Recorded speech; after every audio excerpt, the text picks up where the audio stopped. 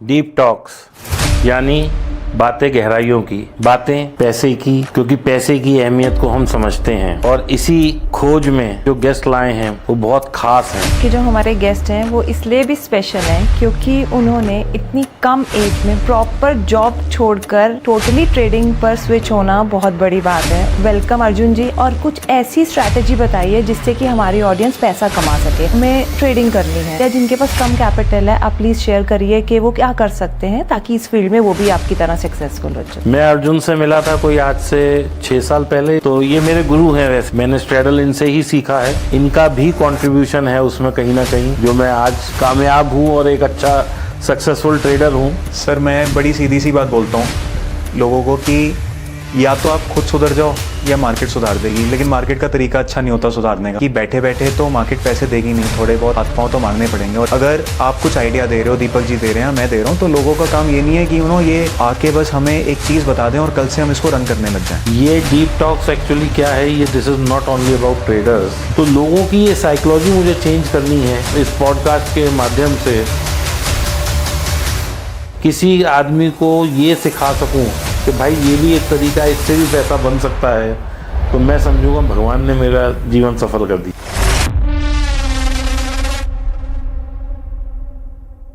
आज हम जो गेस्ट लाए हैं वो बहुत खास हैं। वो खास इसलिए हैं क्योंकि उन्होंने एक अपना प्रोफेशन, एक पहले नौकरी करते थे, फिर एक प्रोफेशन से शिफ्ट ओवर करके फुल टाइम ट्रेडर बन गए हैं। हाँ जी, आज के जो हमारे गेस्ट हैं वो इसलिए भी स्पेशल हैं क्योंकि उन्होंने इतनी कम एज में बहुत कुछ अचीव किया है और एक प्रॉपर जॉब छोड़कर टोटली ट्रेडिंग पर स्विच होना बहुत बड़ी बात है। उनको बहुत हर्डल्स आए होंगे फैमिली से, ऐसा मुझे लगता है। तो हम उनसे डिस्कस करेंगे तो हमें पता चलेगा कि उनकी जर्नी क्या थी, उसमें क्या हर्डल्स आई, कैसे उन्होंने इतनी सक्सेस अचीव करी। वेलकम अर्जुन जी, आप हमारे शो में आए, हमें बहुत अच्छा लगा। आने के लिए बहुत बहुत धन्यवाद। और हम चाहते हैं कि आप हमारी ऑडियंस को अपने एक्सपीरियंसेस शेयर करिए और कुछ ऐसी स्ट्रैटेजी बताइए जिससे कि हमारी ऑडियंस पैसा कमा सके। अगर किसी के पास कैपिटल कम है और वो बहुत ज़्यादा नहीं इन्वेस्ट कर पा रहा, तो भी वो क्या कर सकता है, क्योंकि आज की जो नई जनरेशन है, जैसे जो बच्चे 12th पास भी हैं, उनका भी यही इंटरेस्ट है कि हमें ट्रेडिंग करनी है। तो उनके लिए या जिनके पास कम कैपिटल है, आप प्लीज़ शेयर करिए कि वो क्या कर सकते हैं ताकि इस फील्ड में वो भी आपकी तरह सक्सेसफुल हो चुके। Thank you ma'am and thank you Deepak ji for having me over. It is my pleasure कि मैं आप लोगों के साथ बैठा हूँ और बात कर रहा हूँ on your show Deep talks.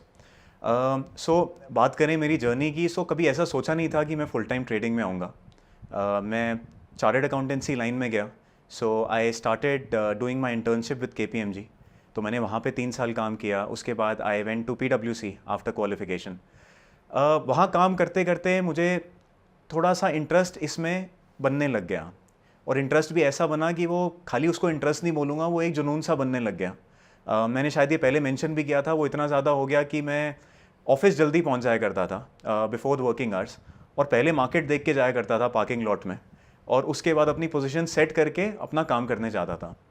अब ये इंटरेस्ट कैसे आया, ये एक्चुअली बात करूँ अपने प्रायर ईयर्स की, तो मेरा शुरू से ही थोड़ा सा एंटरप्रेन्योरियल बेंट ऑफ माइंड रहा है। And I would like to tell you, I started earning when I was at the age of 14. 14 साल में मैंने अपनी पहली कमाई करी थी, और मेरा पहला पेचेक गूगल से आया था। तो I started creating websites back then, और उन वेबसाइट्स के थ्रू मैंने अर्निंग करनी शुरू करी। आप कह सकते हो कि मैं उस टाइम से ही ब्लॉगिंग करता आ रहा हूँ।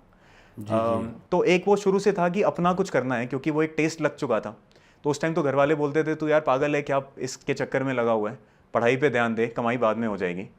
बट वो जो एक क्यूरियोसिटी थी, एक इंटरेस्ट था कि कुछ अपना एंटरप्रेन्योरियल वेंचर करना है, वो धीरे धीरे ग्रो होता गया विद एज। एंड जॉब करते करते मेरे को समझ आया कि this is not for me, मुझे कुछ अपना करना है। एंड क्योंकि CA मैं कर ही रहा था, CA मैंने कर ली थी, तो फाइनेंस में एक नेचुरल इंटरेस्ट आने लग गया था। और साथ साथ जब मैं अपनी इंटर्नशिप कर रहा था या जब मैं अपनी जॉब में आ गया, तो मैंने ट्रेडिंग शुरू कर दी थी। तो समझ आया कि यार करना है तो यही करना है, और फुल टाइम करना है। तो अब कैसे करना है और कब करना है, बस बात ये है। तो धीरे धीरे स्टैटिस्टिक्स के बारे में पढ़ना शुरू करा। इवन दो लाइन मेरी CA की थी, बट इतना हम लोगों को नहीं पढ़ाया जाता स्टैट्स वगैरह। प्रोबेबिलिटीज़ के बारे में पढ़ा, ऑप्शंस के बारे में पढ़ा, कैसे प्राइसिंग होती है, क्या होता है, मार्केट्स के बारे में पढ़ना शुरू करा। सो डेली कम्यूट मेरा गुड़गांव रहता था, सो 2 घंटे जाना 2 घंटे आना, तो 4 घंटे मैं दिन के गाने सुनने में नहीं लगाता था, मेरा सारा फोकस रहता था कि कुछ मार्केट के बारे में और सीख लूँ। सो ऑडियो बुक्स, पॉडकास्ट उस टाइम पे इतने नहीं होते थे, आजकल तो दीपक जी जैसे बहुत अच्छे इन्फ्लुएंसर्स हैं जो कि बात करते हैं फाइनेंस की, बट उस टाइम नहीं होता था। I am talking about 7-8 years back. तो ऑडियो बुक्स होती थी, and there was a very nice show called Tasty Trade, Tasty Trade. अभी भी है, और मैं हर एक को रेकमेंड करता हूँ कि अपनी ऑप्शंस की जर्नी अगर शुरू करनी है तो please learn from them. Wonderful teachings हैं उन लोगों की। तो मैं 1 मिनट अर्जुन को रोकूंगा यहाँ पे। मैं अर्जुन से मिला था कोई आज से 6 साल पहले, 2018-19 में मिले होंगे। तो ये बैठे हुए थे, अपना कुछ काम वाम कर रहे थे। मैं पहुंच गया कि सर मुझे कुछ सिखा दो। तो ये मेरे गुरु हैं, वैसे इन्होंने मुझे बहुत कुछ सिखाया है। ये जो मैं सारा दिन गाता रहता हूँ स्ट्रेडल स्ट्रेडल स्ट्रेडल, ये इन्हीं की देन है। मैंने स्ट्रेडल इनसे ही सीखा है। तो मैं इनके पास गया तो मैंने इनसे पूछा भाई क्या करते हो? इन्होंने कहा जी स्ट्रेडल बेचते हैं। अब मेरे को तो पता ही नहीं स्ट्रेडल होता क्या है। तो जो स्ट्रेडल मैं आज करता हूँ, थैंक्स टू हिम, इनका भी कंट्रीब्यूशन है उसमें कहीं ना कहीं, जो मैं आज कामयाब हूँ और एक अच्छा सक्सेसफुल ट्रेडर हूँ। तो thanks Arjun. You are being more than generous by saying this. नहीं बट यस, आई रिमेंबर 6-7 साल पहले हम लोग मिले थे जी। एंड दीपक जी और हमारी बात वहाँ पे हुई थी इन आवर ऑफिस। यस। तो दीपक जी उसी टाइम से बहुत ही एक क्यूरियस लर्नर रहे हैं, इनमें एक लर्निंग का शौक था। और जी। ये एक चीज़ मैंने इनमें नोटिस करी कि जब इस एज पे लोग आ जाते हैं तो एक शौक ख़त्म हो जाता है कुछ नया सीखने का, कुछ नया करने का। इनमें वो शौक उस टाइम भी था और आज भी और बरकरार आज भी है। So that is a wonderful thing and something to learn from him. ये इस क्यूरियोसिटी को, इस लर्निंग की भूख को मरने नहीं देना चाहिए। बिल्कुल। तो स्ट्रैडल्स हमने वहाँ से शुरू करा। तो मतलब जर्नी ऐसे मेरी शुरू हुई, करते करते एक टाइम आ गया जब लगा कि नहीं यार, अब मैं और टाइम वेस्ट नहीं कर सकता किसी और चीज़ में। एज इन मैं अब जॉब नहीं कर सकता, अब मुझे फुल टाइम इसमें आना ही आना है। तो अब जॉब छोड़ दी और फुल टाइम बस इसमें घुस गए और ट्रेडिंग स्टार्ट कर दी। तो आपके घर पे ऑब्जेक्ट नहीं किया? लाइक एक जॉब में हमेशा एक सिक्योरिटी रहती है एवरी मंथ की, लेकिन ट्रेडिंग इज समथिंग जिसमें थोड़ा सा अप्स एंड डाउन्स रहते ही रहते हैं। So absolutely right. मेरे घर पे बिल्कुल ऑब्जेक्ट करा। और that time were you married? I was not married back then. तो एक और भी क्राइटेरिया है कि भाई लड़की कौन देगा, ये तो trader मेरे है। फादर ने बड़ा सीधा सीधा ये बोला मेरे को, कहते यार तू अगर फुल टाइम मार्केट में आ रहा है ना तो जुआरी को कोई लड़की नहीं देता। एग्जैक्टली वही मेरा क्वेश्चन था। तो even though he said it in a light manner, but हाँ अब मैं सोचता हूँ तो एक अनसर्टेनिटी है इस लाइन में कि ट्रेडिंग में आपको नहीं पता क्या होने वाला है। It is Exactly. I tell people कि ये one of the hardest professions in the world है। ये आसान नहीं है जितना आसान लगता है। आसान पैसा कमाने का सबसे मुश्किल तरीका है ये ट्रेडिंग, दैट इज इट। तो उनका कंसर्न बिल्कुल वैलिड था कि इस लाइन में अपनी वेल पेइंग जॉब छोड़ के जा तो रहा है, एक सर्टन फ्यूचर को छोड़ के एक अनसर्टन फ्यूचर की तरफ जा रहे हैं, तो कैसे करेगा। One of the top companies. I was in one of the very good companies और सीए बनने में इतने साल लगाए। Exactly. उसके बाद जॉब लगी ही है और लड़का बोले मैं छोड़ रहा भाई हूँ। बिग 4 कंपनी में तो जॉब करना एक मतलब ड्रीम कम ट्रू होता है किसी के लिए भी। करेक्ट। तो दीपक जी लेकिन ये था कि वहाँ पे मैं 14 से 16 घंटे काम करता था, बिल्कुल। वीकेंड्स पे काम करता था। तो काम करने की आदत तो डल गई थी, तो लगा क्यों ना अपने लिए कुछ करूं। अपने लिए कर लूँगा तो यहाँ पे जो शायद 10 साल में कमाऊँगा वो किसी दिन 1 साल में ही कमा लूँगा। तो इस सोच के साथ जॉब छोड़ी और फुल टाइम ट्रेडिंग में आ गया। बहुत बढ़िया, वेरी नाइस। तो आपने कितनी कैपिटल से शुरू किया? जब आपने सोचा मैं बिगिन करता हूँ तो कितनी कैपिटल से आपने शुरू किया? तो मैम And उस टाइम किस पे- चीज़ में शुरू किया बेसिकली? तो जैसा कि मैंने मेंशन करा था कि मैंने ऑप्शंस के बारे में पढ़ना शुरू कर दिया था। और ऑप्शंस कभी मैंने ऐसा नहीं करा कि सट्टे की तरह खेल रहा हूँ। एक लर्निंग का अलग चीज़ होती है, बट रेकलेस होना अलग चीज़ है। तो रेकलेस होके कभी ट्रेडिंग नहीं करी। एंड जो लोग बोलते हैं कि बड़े बड़े जितने ट्रेडर्स हैं सबने एक बार अपनी कैपिटल ब्लो अप करी है, ये एक निशानी है एक बड़े ट्रेडर की कि उसने कैपिटल लूज करी, ऐसा कुछ नहीं है। This is all false. Touchwood by God's grace मैंने अपनी कैपिटल कभी पूरी लूज नहीं करी। लॉसेस ज़रूर हुए हैं लेकिन कभी ऐसा नहीं हुआ कि अकाउंट उड़ा दिया। वो रेकलेस होना है। और मैं सबको ये बोलता हूँ कि please don't be reckless, otherwise market आपको बाहर कर देगी। तो I started with a small capital, क्योंकि कोई इतनी ज़्यादा सेविंग्स भी नहीं थी, इतनी ज़्यादा फंडिंग नहीं थी। तो क्या होगा मैम, आई थिंक 15-20 लाख के आसपास से शुरू करा होगा। तो इतने से शुरू करा, धीरे धीरे ग्रो करा एंड धीरे धीरे फिर फंड भी लिया मैंने। आई टुक फंड, क्योंकि आप 20 लाख को, मतलब मेरी ये कभी सोच ही नहीं रही कि मैं 2 साल में 20 लाख को 1 करोड़ कर दूंगा। कैसे कर दूंगा? उसके लिए मुझे रिस्क लेना पड़ेगा, उसके लिए ऑप्शन बाइंग पे उतर जाऊंगा, एग्जैक्टली। उसके लिए मैं गैम्बलिंग या सट्टा करने लग जाऊंगा, तो वो कैपिटल उड़ा दूंगा। तो कभी थॉट प्रोसेस था ही नहीं। तो ग्रेजुअली धीरे धीरे धीरे करते करते took more funds, got access to more funds, तो उस पर ग्रोथ करी जो करी अपनी। मीन्स आपने कभी भी ऑप्शन बाइंग से स्टार्ट नहीं किया? ऑप्शन बाइंग, देखो स्टार्ट तो मैंने ऑप्शन बाइंग से नेचुरली किया था, बिकॉज हर एक की शुरुआत मुझे लगता है ऑप्शन बाइंग से होती है, क्योंकि सबके दिल में ना एक सपना होता है कि मुझे 1 का 100 करना है। हर कोई मार्केट में उसी सपने के साथ आ रहा है। कोई नहीं कह रहा मैं इस सपने से आ रहा हूँ कि मुझे 15% मिल जाए। वो तो मार्केट आपको हम्बल कर देती है over a period of time कि जो आपके सपने होते हैं 100% वाले, वो आप कहते हो मेरे को 20 ही मिल जाए बहुत है, 15 ही मिल जाए बहुत है। You start with option buying, but gradually जब पढ़ना शुरू करा तो समझ आया कि ऑप्शन सेलिंग के अपने एडवांटेजेस क्या हैं। अगर मेरे को एक बड़ी कैपिटल पे ट्रेड करना है तो वाई ऑप्शन सेलिंग? मतलब ऐसा नहीं है कि option selling is definitely better than buying, but मुझे अपनी साइकी के हिसाब से जिस टाइप की स्ट्रैटेजीज मुझे समझ आने लगी, तो उनके लिए मुझे लगा सेलिंग बेटर है। ओके, तो आपने फिर उसी पे ही मूव ऑन किया, ऑप्शन सेलिंग पे। तो आप कभी फ्यूचर्स में नहीं करते थे? बिल्कुल मैम, मैं फ्यूचर्स पे करता भी था और थोड़ा बहुत अभी भी करता हूँ। सो फ्यूचर्स भी एज आई सेड कि क्विक पैसा कमाना है तो फ्यूचर्स से बढ़िया तो कुछ है ही नहीं। इंस्टेंट 1-to-1 गेन मिलता है मार्केट में। तो स्टार्ट मैंने जो करा option buying with that futures also, but over a period of time you have to find your edge in the market कि आपके लिए क्या काम कर रहा है। तो आप 10 तरीके की चीज़ें करते हो मार्केट में, तब जाके आपको 1 या 2 मिलती हैं जो आपके लिए काम करती हैं। अब मैं यहाँ बैठ के बोल रहा हूँ कि मैं ज़्यादा सेलिंग करता हूँ, ऑन दी अदर हैंड कोई और होगा वो बोलेगा मैं तो बाइंग करता हूँ। मैंने सेलिंग से शुरू किया था, मुझे सेलिंग अच्छी नहीं लगी, मैं बाइंग पे आ गया। तो मार्केट इतनी डाइवर्स है और इतनी टाइप की चीज़ें हैं करने को, तो that is something you find out over a period of time with experience, और लॉसेज लेके ही समझ आता है। तो लॉसेज मैं ऐसा बोलता हूँ कि एक फ़ीस है जो हम देते जो हैं। आप देते हो। जैसे आप यूनिवर्सिटी में एक फ़ीस दे रहे हो, तो लॉसेज भी एक तरीके की फ़ीस है जो आप मार्केट को दे रहे हो, बट वो फ़ीस आपको बहुत ज़्यादा नहीं देनी है, एक कंट्रोल्ड वे में देनी है। तो with this fees you get to learn कि क्या आपके लिए काम कर रहा है और क्या नहीं कर रहा। तो ऐसा करते करते मुझे भी एक सेट ऑफ स्ट्रैटेजीज मिली। मैंने अपने इंस्ट्रूमेंट्स अलग करे, अपने स्टॉक्स अलग करे कि इन्हीं स्टॉक्स में मुझे काम करना है। अपने लिए बेसिकली एक दायरा बना लिया over a period of years कि इन में ही काम करूंगा, इन इंस्ट्रूमेंट्स में ही काम करूंगा, इन टाइप की स्ट्रैटेजीज में ही काम करूंगा। तो अर्जुन, जैसे 20-25 लाख की कैपिटल से शुरू किया था, तो आज तो की कैपिटल है ऑलमोस्ट। तो अब और तब में क्या फ़र्क था, या क्या ऐसा डिसिप्लिन अडॉप्ट किया, या क्या ऐसा चेंज अडॉप्ट किया? क्योंकि क्या होता है, जब छोटी कैपिटल होती है तो हम WWF खेलते हैं, मतलब कोई उसकी सीमा नहीं होती। लेकिन as the capital grow, our main aim is to protect the capital. जैसे मैं तो खैर बहुत बड़ी कैपिटल से नहीं करता, 3-4 करोड़ से ही करता हूँ।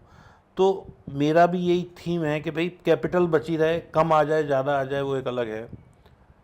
और जो हमारी ऑडियंस है वो भी ये समझना चाहेगी कि क्या ऐसी चीज़ों का ध्यान रखा जाए कि 25 लाख से 100 करोड़ की जर्नी पूरी की जा सके, और किस तरह से कैपिटल को मल्टीप्लाई करके, और क्या क्या चीज़ें अपने ट्रेडिंग के डिसिप्लिन में अडॉप्ट करनी है, जिससे कि मतलब एक growth should only be the target.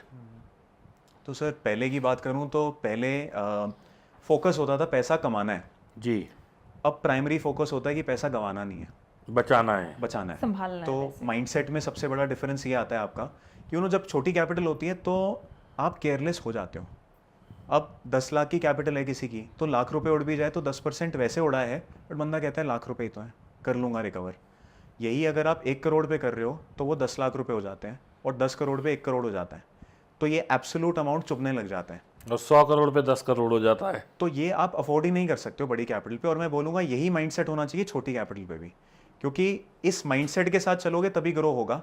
ये नहीं हो सकता कि मैं अभी बहुत ज़्यादा रिस्क ले लेता हूँ, पूरे 10 लाख रुपए रिस्क पे डाल देता हूँ, बाद में जब बढ़ जाएंगे तो बचा लूँगा। बट अर्जुन, होता तो यही है कि जैसे एक छोटा जो ट्रेडर होता है वो क्या सोचता है, अरे मैंने 50,000 के ही तो ऑप्शन बाय करे हैं, क्या होगा, ज़्यादा से ज़्यादा उड़ जाएंगे, मैं फिर 50 ले आऊँगा। ऐसे कर करके पता लगता है 25 लाख उसने गवा दिए, क्योंकि वो केयरलेस है। तो अब ये तो रही बाइंग की बात। सेलिंग में ऐसा क्या करें, और ऐसा क्या आप करते हो जो मतलब कुछ इस पॉडकास्ट से लोगों को सीख मिले कि हमें ये करना है और हमें अपनी ये जर्नी जो 25 लाख से शुरू हुई है आज, इसे 100 करोड़ तक लेके जाना है? तो सर मैं अपने लिए कुछ चीज़ें फॉलो करता हूँ जो कि मैं सबके साथ शेयर भी करना जी चाहूँगा। जी। सबसे पहली चीज़ होती है मॉर्निंग में, सुबह जब मैं ट्रेडिंग शुरू करने वाला होता हूँ उससे भी पहले मुझे पता होता है कि दिन का मेरा मैक्सिमम लॉस कितना है, बहुत कि बढ़िया। आज एक एक स्टॉप लॉस मेरा हिट हो जाए तो मैं इतना मैक्सिमम लूज़ करूँगा, इससे ज़्यादा नहीं करूँगा। अगर इतना हो जाता है ट्रेडिंग बंद, मतलब कल मार्केट खुलेगी दोबारा शुरू कर लेंगे कोई बात नहीं, लेकिन डन फॉर द डे। तो ये एक बेसिक तरीका है कैपिटल प्रोटेक्शन का कि आप अपनी एक लिमिट लगा दो, आप एक दिन की लिमिट लगा दो कि मैं इतना ही गवाऊंगा। ये नहीं है कि गवाना ही गवाना है, but in your mind you know कि अगर मेरा इतना लॉस लग जाए एम आई ओके। अब किसी की कैपिटल 10 लाख रुपए है, ठीक है, और वो कहता है मैं लाख रुपए गवा लूँगा, ठीक है, अगर तो अंदर से धक धक हो रही है, लग रहा है कि नहीं यार ये अमाउंट बहुत ज़्यादा है, तो मतलब आपकी साइजिंग बहुत बड़ी है, आपको अपनी पोजीशन साइज़ को कम करना पड़ेगा। और अगर आप कहते हो कि 10 लाख पे 10-20 हज़ार का लॉस मैं सह सकता हूँ, तो दैट इज़ ओके। मतलब एक लॉस ऐसा होना चाहिए जो कंफर्टेबल हो आपके लिए, कि अगर वो लॉस लग जाए तो ऐसा ना हो कि यू फील रूइंड कि ये क्या हो गया, मेरी तो कैपिटल ही उड़ गई। और वो लॉस इतना छोटा भी नहीं होना चाहिए कि आपको फ़र्क ही ना पड़े कि 10,000 रुपये या 1,000 रुपये जा रहे हैं, कोई बात नहीं, उसमें आपको उतनी इंस्पिरेशन नहीं मिलेगी, आप ध्यान ही नहीं दोगे ध्यान अपने ही नहीं अकाउंट। दोगे, वो तो एक कैजुअल ट्रेडिंग हो गई। So your position sizing has to be such कि ना वो बहुत बड़ी हो ना वो बहुत छोटी हो, it has to be in a level कि अगर वो अगेंस्ट आपके जाती है आप उसको कंफर्टेबली होल्ड कर सकते हो। क्योंकि मुझे लगता है कि जो सबसे मुश्किल काम है वो पोजीशन डालना नहीं है, वो पोजीशन होल्ड करना है। डाल तो हर कोई लेता है, लेकिन जब वो पोजीशन अगेंस्ट जाती है क्या आप उसको होल्ड कर सकते हो अपने स्टॉप लॉस तक। ज़्यादातर लोगों को लॉस ही तभी होता है क्योंकि ट्रेड एंटर करने से पहले कोई सोचता ही नहीं है कि मुझे लॉस भी लग सकता है। हर कोई इस माइंडसेट के साथ ट्रेड एंटर करता है कि जैसे ही मैं घुसूंगा ये मेरे फेवर में आ जाएगा और मुझे पैसे बनने लग जाएंगे। बिल्कुल। कोई नहीं ये सोचता कि मैं ये डालूंगा और मुझे स्टॉप लॉस देना पड़ जाएगा। और स्टॉप लॉस में भी बंदा होप में बैठा रहता है कि मेरा अभी रेट आ जाएगा, चलो स्टॉप लॉस हटा देते हैं, थोड़ा और उसको ट्रेल कर देते हैं। तो ये एक मेंटालिटी मेरे ख्याल से मैक्सिमम ट्रेडर्स की रहती है। So what people need to understand is कि मेंटालिटी में शिफ्ट लाना बहुत ज़रूरी है अगर आपको अपनी ट्रेडिंग को इम्प्रूव करना है और आपको एक्चुअली ट्रेडिंग से पैसा बनाना है। तो आप एक केयरलेस कैजुअल मेंटालिटी के साथ ट्रेड नहीं कर सकते हो। बिल्कुल। It is your hard earn money, ये आपको कोई फ्री में नहीं दे गया पैसे की जा बेटा उड़ा ले। यार अर्जुन, यही तो बात आज तक समझ नहीं आती। लोग जो है 20-50-100 रुपए के लिए बार्गेन करने लगते हैं और 10-10 लाख रुपए स्टॉक ट्रेडिंग में खो देते हैं। और मैं भी पहले ऐसा था, मैं भी पहले ऐसा ही था। लेकिन हाँ, चेंज लाना और उसको सीखना और उसको इम्प्लीमेंट करना, this is the most difficult job. तो इसको कैसे किया जाए? सर मैं बड़ी सीधी सी बात बोलता हूँ लोगों को कि या तो आप खुद सुधर जाओ या मार्केट सुधार देगी, लेकिन मार्केट का तरीका अच्छा नहीं होता सुधारने का, बहुत बुरा तरीका वो होता बहुत बुरा तरीका है, वो मार मार के सुधारती है। तो अब आपके ऊपर है, अगर गलतियों से सीख सकते हो सीख जाओ, दोबारा मार्केट में सेम गलती मत करना, क्योंकि अगली बार उस गलती की कॉस्ट बढ़ जाती है।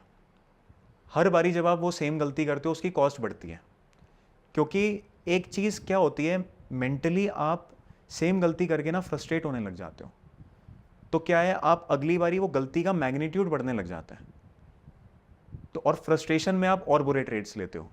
So make sure you stay disciplined in the market, और डिसिप्लिन रहने का सबसे अच्छा तरीका इज़ कि आप अपने लिए एक फ्रेमवर्क बनाओ। आपका एक अपना दायरा होना चाहिए जिसके अंदर आप ट्रेडिंग करो। हर इंसान को अपनी कैपिटल के हिसाब से अपने लिए कुछ लिमिट्स फिक्स करनी चाहिए। सो अगर सिंपल बात करें, आपको अपनी कैपिटल के हिसाब से एक लॉस लिमिट निकालनी है पर डे एंड से पर मंथ ऑल्सो। ये नहीं कि दिन में 1% लॉस तो फिक्स कर दिया बट 10 दिन ले लिया तो 10% उड़ जाएगा। After a while you have to evaluate कि अगर मेरे को बैक टू बैक लॉस लग रहा है तो मैं क्या गलत कर रहा हूँ या कर रही हूँ। आपकी स्ट्रैटेजी में कहीं ना कहीं प्रॉब्लम फ्लॉ है, कुछ ना कुछ फ्लॉ है, और आप कोई फ्लॉड चीज़ को बार बार करोगे तो उसने तो लॉस देना ही देना है। आप होप में बैठे हो कि मुझे प्रॉफिट आ जाएगा, बट ऐसा नहीं होने वाला। So what you have to do is you have to set a limit for your loss. दिन में मैं इतना लूँगा, और मंथ में अगर इतना आ जाता है, what we call is a drawdown, अगर इतना ड्रॉ डाउन आ जाता है तो I will halt my trading, या मैं अपना पोजीशन साइज कम कर दूंगा। ये मैं अपने लिए भी करता क्या लर्निंग इंक्रीज करूँ? हूँ। मेरे लिए वो लिमिट 5% की है। 5% ऑफ द टोटल कैपिटल। अगर इतना लॉस आने लग जाएगा, मैं 4 के आसपास ही अलर्ट हो जाता हूँ, तो 5 पे तो मैं पोजीशन आधी कर दूंगा, क्योंकि अगर इस लिमिट पे लॉस आ रहा है तो मार्केट मेरे हिसाब से नहीं चल रही है, something abnormal is happening which my strategies are not able to sense. मेरी स्ट्रैटेजीज को नहीं समझ आ रहा है वो इस मार्केट को कैसे ट्रेड करना है, तो बेटर है मैं अपना रिस्क उस टाइम पे कम कर दूं। यही होगा ना कि 1 महीना और लग जाएगा रिकवरी में, कोई बात नहीं, इस महीने नहीं कमाएंगे, इस महीने नहीं कमाएंगे, लेकिन कैपिटल प्रिजर्व करना बहुत ज़रूरी है। What if Yes. वो फेस कंटिन्यू होता ही जाए और वो ड्रॉडाउन 10% पे आ जाए और मेरे को ट्रेडिंग ही पूरी बंद करनी पड़े, उससे बेटर है मैं अपनी पोजीशन हाफ कर दूं। तो अगर मार्केट मेरे फेवर में नहीं जाती तो मैं अपनी पोजीशंस को ड्रास्टिकली कट करते जाता हूं और अग्रेसिवली कट करता हूं। और एक चीज़ और बताना चाहूँगा कि लॉस को सबसे पहले काटो। मतलब मैं बहुत बहुत एग्रेसिव हूँ लॉसेस काटने में। अगर मेरे स्टॉप लॉस के पास आ गया है तो मतलब स्टॉप लॉस एग्जिट होना ही होना, ये नहीं है होप में मैं स्टॉप लॉस को दूर कर दूंगा। मोस्ट ऑफ द पीपल करते ही यही है कि अरे अभी रिकवर हो जाएगी मार्केट, वो होप ही उनको ना उनका अकाउंट वैनिश करा देती है most of the absolutely. So hope में इंसान क्या करता है, अपना स्टॉप लॉस थोड़ा सा और नीचे कर देगा अगर उसने बाय कर रखा Buy कर है रखा कि थोड़ा सा और देख लेते हैं, मार्केट घूम जाएगी, हिट हो रहा है होने दो, कोई बात नहीं।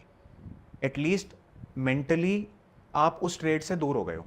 आपकी ना एक ट्रेड के साथ इमोशनल अटैचमेंट होती है, उस इमोशनल अटैचमेंट की वजह से इंसान क्या है उस ट्रेड के साथ लगा ही रहता है, या उस शेयर से प्यार हो जाता है ना, जो वो प्यार करता रहेगा, वो उसके अगेंस्ट भी जा रहा है बट उसको दिखेगा ही नहीं, क्यों? क्योंकि होप है। जिन लोगों ने 9,000 10,000 पे यूनिटेक से प्यार किया था, आज 1.5 रुपए का चल रहा है वो प्यार।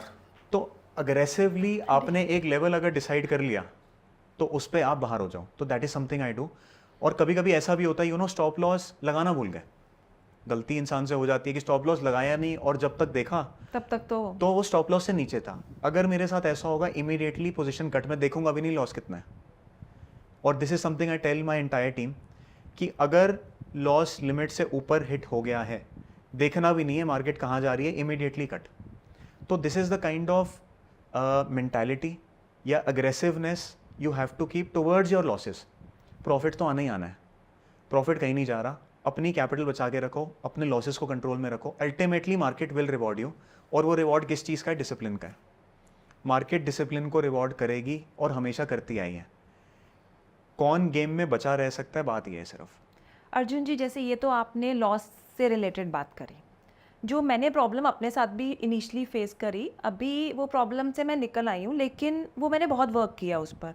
बट मैं ये चाहती हूँ आप ऑडियंस को ये बताइए, जैसे आपने एक स्ट्रैटेजी बताई कि लॉस हमें होल्ड नहीं करना, लोग प्रॉफिट भी होल्ड नहीं कर पाते भाई, जैसे ही प्रॉफिट आया लगता है कि ये प्रॉफिट ना चला जाए तो जल्दी बुक कर लेते हैं, वो अपने सिस्टम या स्ट्रैटेजी जो वो लेके चल रहे हैं उस तक नहीं जाते कि भाई हमें लॉस आया, मतलब हमें प्रॉफिट आ रहा है, चल जो मिल रहा है वो ले लो। तो उस एटीट्यूड को कैसे चेंज करना है? तो मेरा थॉट प्रोसेस क्या रहता है कि मैं अपनी एक लोअर लिमिट सेट कर दूं। ठीक है, लोअर लिमिट एज इन आपने स्टॉप लॉस अगर लगा दिया तो मैंने वो स्टॉप लॉस सेट कर दिया है और प्रॉफिट्स में रन करने दूंगा। I am greedy towards profits and fearful towards losses. लेकिन अर्जुन, होता क्या है, जैसे किसी ने कोई चीज़ 100 रुपये में ली या 100 रुपये में बेची, हम चलो सेलर पर्सपेक्टिव से बात कर लेते हैं कि 100 रुपये में बेची, वो 85 तक आई, वो तो बैठा ही है। लेकिन वो क्या हुआ, एकदम से रिवर्सल आया, वो 105 आ गई, 110 आ गई, 115 आ गई, वो फिर धीरे धीरे करके 98 तक आई, फिर 100 आ गई, फिर वो 95 आई। आदमी सोचेगा यहीं बुक कर लो यार, ये कहीं फिर से वो ना हो जाए, क्योंकि वो ऑलरेडी इतने लॉसेस कैरी करे बैठा रहता है और उसके पास्ट में इतने लॉसेस होते हैं कि वो बेचारा राइड ही नहीं कर पाता। तो इस चीज़ से कैसे ओवरकम किया जाए? तो सर इसका आंसर भी ना इस क्वेश्चन में ही है, और वो ये है कि अगर उसको लॉसेस इतने हुए हैं तो किसी वजह से हुए हैं, और वो इसी वजह से हुए हैं कि वो विनर्स राइड नहीं कर पाया। विनर्स जब तक हम राइड नहीं करेंगे तो हम लॉसेस को ऑफसेट ही नहीं कर पाएंगे। बड़ी सीधी सी बात है, कोई भी 100% मार्केट में राइड नहीं हो सकता। आपका सक्सेस रेट लेट से 50% है। पॉइंट टॉस, सिक्का उछाला, मैंने ट्रेड लिया, हेड्स आया तो मैं बाय कर लूँगा और टेल्स आया तो सेल कर दूंगा। किसी की इस ऐसी स्ट्रैटेजी है तब भी वो पैसा बना सकता है। I tell you how. एक कॉन्सेप्ट होता है जिसको बोलते हैं एक्सपेक्टेंसी, और अगर कोई ट्रेडिंग कर रहा है या ट्रेडिंग सीखना चाहता है, आई वुड रियली सजेस्ट कि वो एक्सपेक्टेंसी के बारे में पढ़े। क्या होती है एक्सपेक्टेंसी? तो आप अगर अपना विन रेट निकालो, विन रेट क्या है कि आप कितनी बार सही होते हो मार्केट में और कितनी बार गलत होते हो, तो उससे आपको अंदाज़ा लग जाएगा कि मुझे कितने पैसे लेने चाहिए हर ट्रेड में। अगर सिंपली समझें तो अगर कॉइन टॉस की बात करें तो मैं कहता हूँ आप आधा टाइम सही हो आधा टाइम गलत हो। लेट्स से आपने जब आप जीते तो आपने 1 रुपये कलेक्ट किया और जब आप हारे तो आपने 1 रुपये दे दिया। तो अगर आप आधा आधा टाइम ही सही हो तो नेट में तो आप कुछ घर लेके ही नहीं गए, उल्टा ब्रोकरेज और एसटीटी दे के जाओगे। Exactly. तो आप नेगेटिव हो। ठीक है, अगर मैं इसको थोड़ा सा ट्वीक कर दूं और मैं बोलूं कि जब आप हारोगे आप दोगे तो 1 रुपये, बट आप अपना जो टारगेट है अब आप उसको 2 रुपये कर दोगे, तो नेट आपको अब 1 रुपये बनेगा। और मान लेते हैं उस 1 रुपये में से भी अब आपकी ब्रोकरेज और एसटीटी बाकी खर्चे सारे निकल जाएंगे, तो आप नेट 0 पे आ गए। एटलीस्ट आप 0 पे तो आए माइनस से। अब अगर आप इसको 3 गुना कर दो कि जितना मेरा लॉस है, स्टॉप लॉस है, उसका मैं 3 गुना लूँगा, now you become net profitable. Why? Because जब आप जीते तो आपके पास 3 रुपये आए और जब आप हारे तो आपने 1 रुपये दिया, तो नेट आपके पास 2 रुपये प्रॉफिट हुआ और 1 रुपये आपने उसमें से खर्चों का दे दिया, तो आपके पास बचा 1 रुपये। तो यू हैव टू अंडरस्टैंड कि जब आप जीत रहे हो, एक तो आप कितनी बारी जीत रहे हो और जब आप जीत रहे हो तो आप कितना ले रहे हो, क्योंकि जो आप प्रॉफिट मार्केट से ले रहे हो वो आपके लॉसेस को ऑफसेट करने वाला है और आपको लॉसेस को तो ऑफसेट करना ही करना है और साथ में खर्चों को भी और अपने लिए कुछ बचाना भी है।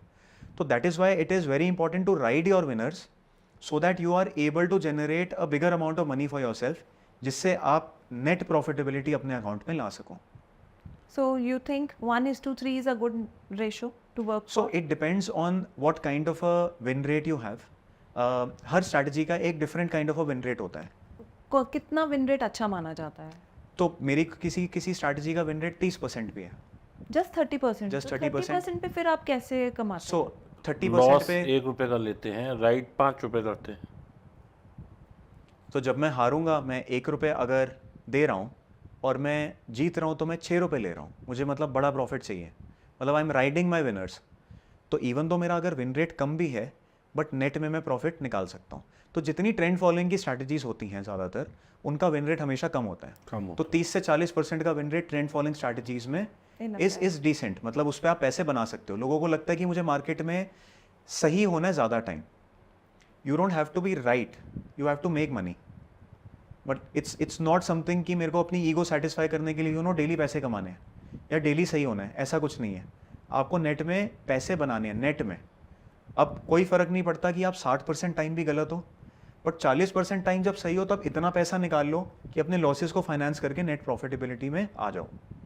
सो आप पोजिशनल ट्रेड ज़्यादा लेते हैं या इंट्राडे लेते सो हैं? प्राइमरीली जो मैं करता हूँ वो इंट्राडे है। ऑल majority- आप position not all intraday, positional भी करता हूँ। About 85% of what I do is intraday, 80-85%, बाकी रिमेनिंग इज पोजिशनल। और आपका मैक्सिमम लॉस इंट्राडे में क्या रहा है मैक्सिमम लॉस जो इन योर मेरा trading journey? In my trading journey वैसे तो बहुत रहा होगा, बट जब से होश संभाला है, यानी कि थोड़ा और सीरियसली ट्रेडिंग को शुरू करा है, I keep my max loss limited to 1.5%, उससे ज़्यादा नहीं होगा। किसी अकाउंट में अगर मेरे को थोड़ा ज़्यादा अग्रेसिवली ट्रेड करना है, usually it is for my self, अगर मेरे को थोड़ा और अग्रेसिव जाना है, max I do is 2%, but उससे ज़्यादा 2% ऑफ द कैपिटल यूज और Of the 2% of the total capital. अगर मेरे अकाउंट में 100 रुपये हैं फॉर इंट्राडे तो वो 100 रुपये लग जाएंगे इंट्राडे, अच्छा, आप मतलब पूरी कैपिटल से करते पूरी 100% you are all in all the time. All in. Trades डलते जाते हैं, उनकी अपनी लॉस लिमिट्स हैं, अगर वो हिट होंगी तो वो बाहर होते जाएंगे। जो चल रहा है वो चलते जाएगा, जो बाहर हो गया वो गेम से आउट हो जाएगा। तो टोटल लॉस, बट मेरे को पता होता है पोजीशंस इस हिसाब से बनी हुई हैं, तो हम लोग एल्गो ट्रेडिंग करते हैं सारी।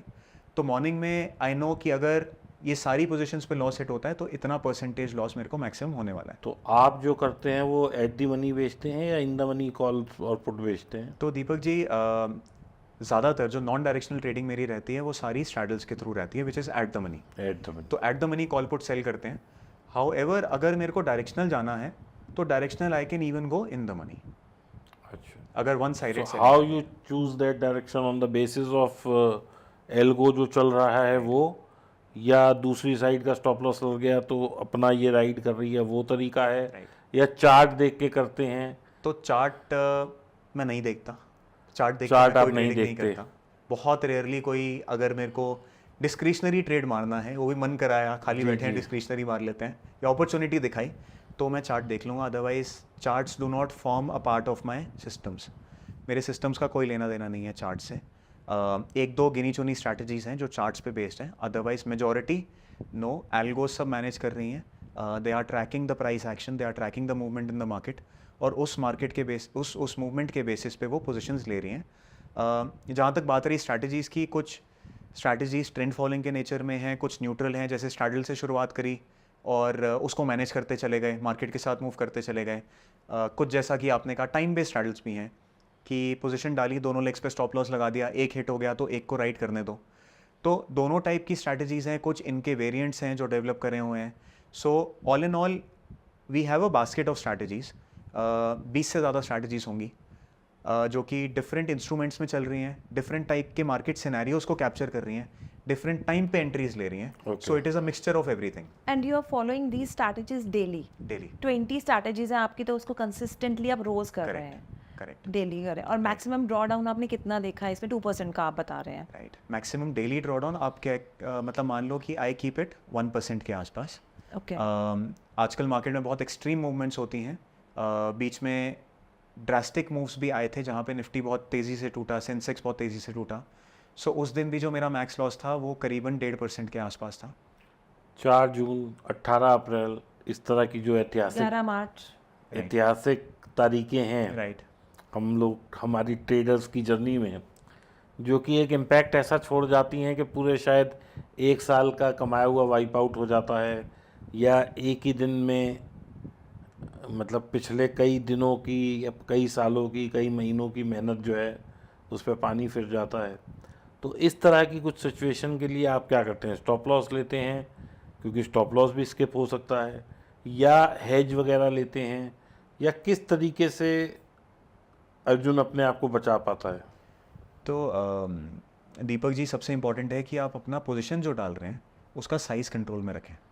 आजकल क्योंकि हेजिंग से एक मार्जिन बेनिफिट मिलने लग गया है, तो लोगों ने इसको ऐसा समझ लिया कि ये तो एक फ्री पैसे कमाने का और तरीका मिल गया है जी कि स्ट्रैडल पहले अगर 2 लॉट बेचते थे, आज की डेट में 4 लॉट बेच लेंगे हेजिंग करके। तो अगर आप सोचो तो कि एक तो आप हेजेस बहुत दूर दूर के बाय कर रहे हो, जी तो वो just for the sake of margin. अब जब मूव आ रहा है और ऐसा मूव आ रहा है जहाँ पे आपका स्टॉप लॉस ही नहीं कट पा रहा, तो आपको लॉस जो है वो 4 लॉट्स पे लग रहा है, ना कि 2 पे। तो पोजीशन साइज़ बहुत इंपॉर्टेंट है, और मैं ये चीज़ बहुत ज़्यादा फॉलो करता हूँ कि मैं मार्जिन लेके और लेवरेज ना लूँ। लेवरेज कंट्रोल में रखना बहुत ज़रूरी है। एक्सचेंज आपको 5 गुना तो वैसे ही दे रही है, तो मुझे इससे ज़्यादा की ज़रूरत नहीं है, मैं इतने में ही कमा लूँगा। तो स्ट्रैटेजीज़ को ऐसा डिज़ाइन किया हुआ है कि पोजीशंस जो आपकी डल रही हैं वो एक लिमिटेड वे में डलें, ये नहीं कि मार्जिन लेके और डलें। कि कुछ लोगों का स्टाइल वैसा हो सकता है, आई एम नॉट सेइंग कि वो गलत है या सही है, बट मेरे लिए वो काम नहीं करता, मेरी माइंडसेट के साथ वो नहीं बैठता। दूसरा, आपके स्टॉप लॉसेस हमेशा रहने चाहिए, एंड मेंटल स्टॉप लॉस कुछ नहीं होता मेरे हिसाब से। There is nothing called a mental stop loss. जिन लोगों ने मेंटल स्टॉप लॉस लगाया वो मेंटल ही हो वो गए। मेंटल हो गए हैं। तो मेंटल स्टॉप लॉस तो जब तक आप काटने जाओगे मार्केट मौका भी नहीं देगी, तब तक तो निफ्टी 100 पॉइंट 200 पॉइंट टूट चुका होगा। आजकल क्योंकि एल्गो बहुत प्रचलित हो रहा है, तो आपके पास टाइम कहाँ है कि आप देख के स्क्रीन और कोई डिसीजन ले पड़ रहे हैं? तो वो तो आपको पहले ही सिस्टम में डाल के रखना है। करेक्ट। तो अर्जुन, जो ये इतनी बड़ी कैपिटल आप करते हो, ये एल्गो से कर रहे हो या मैनुअल है सब? तो दीपक जी, प्राइमरीली जो सारी ट्रेडिंग होती है that is all automated. Okay. सारा एल्गोस के थ्रू है। हर अकाउंट में एल्गो से ही ऑर्डर्स जाते हैं, एल्गोस ही मैनेज करती हैं पोजीशंस। सो इन शॉर्ट मुझे कुछ नहीं करना होता during the day other than risk manage करना।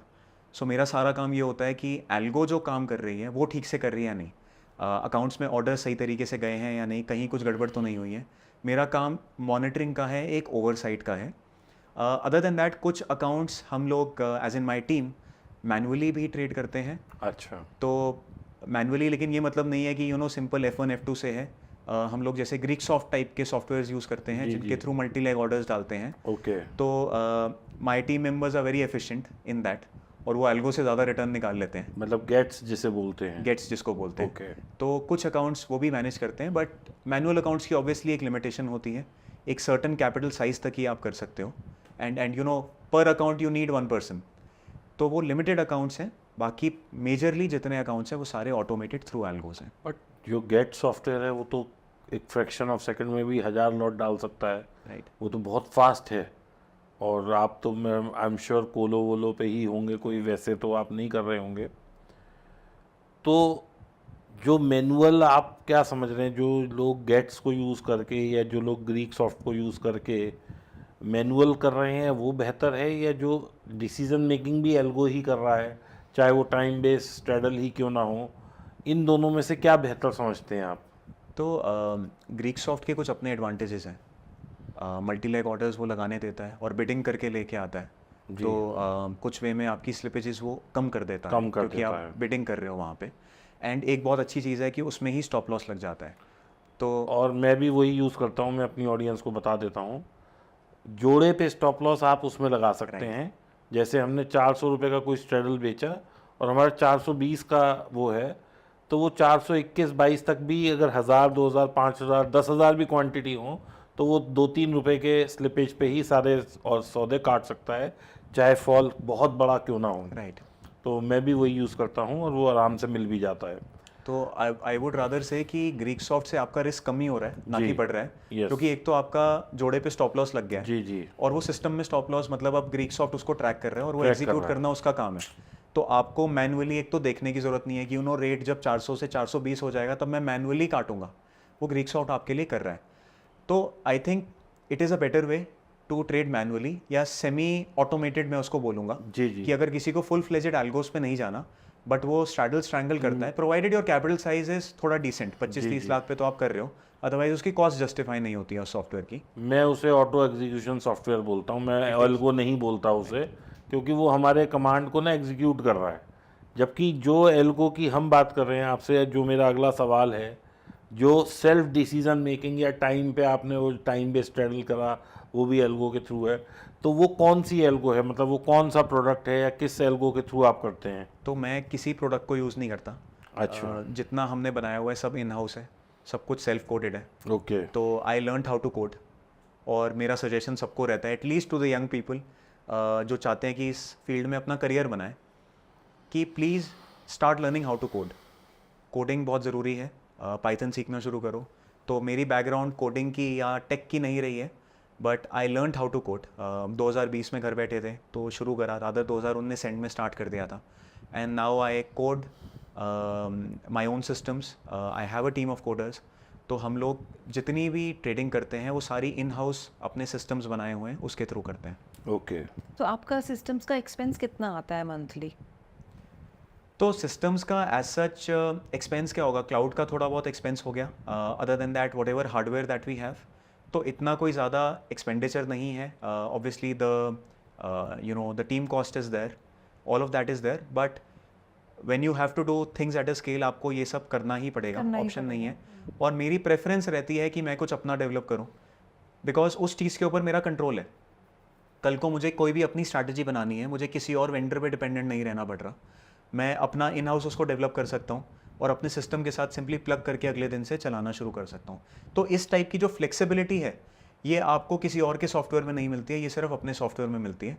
बट हाँ, अपना सॉफ्टवेयर, अपना पूरा एक प्लेटफॉर्म बनाना कोई आसान काम नहीं है, बहुत टाइम लगा है, बहुत सी रिसर्च लगी है, बहुत लर्निंग है। बहुत लर्निंग है, बहुत से लॉसेस भी लगे हैं क्योंकि गलत ऑर्डर भी मार दिए उसने। तो उस सबको ठीक करना एक टाइम कंज्यूमिंग प्रोसेस है। तो अगर किसी को इमीडिएटली कल से ऑटोमेशन करनी है वो नहीं हो पाएगा, it will take time, but in the long run I feel कि ये एक बेटर तरीका है करने का। कोई एक ऐसी हैबिट, कोई एक ऐसा तरीका, कोई एक ऐसा सिस्टम जो आप फॉलो करते हो और उससे आपको एक बहुत ज़्यादा फ़ायदा हुआ है और मतलब उससे कुछ सीखने को मिला है, तो कुछ ऐसा है? दीपक जी बिल्कुल है, एंड ये एक चीज़ है जो मैं अपनी जर्नी के शुरू से करता आ रहा हूँ। अच्छा। और मैं ढूंढूंगा तो मुझे अपनी अभी भी एक एक्सेल फाइल मिल जाएगी जिसको हम ट्रेड लॉग बोलते हैं। तो ट्रेड लॉग बनाने की जो आदत है ये हर ट्रेडर की होनी चाहिए। और ऐसा नहीं है कि अब स्केल बड़ा हो गया है तो छोड़ दिया है।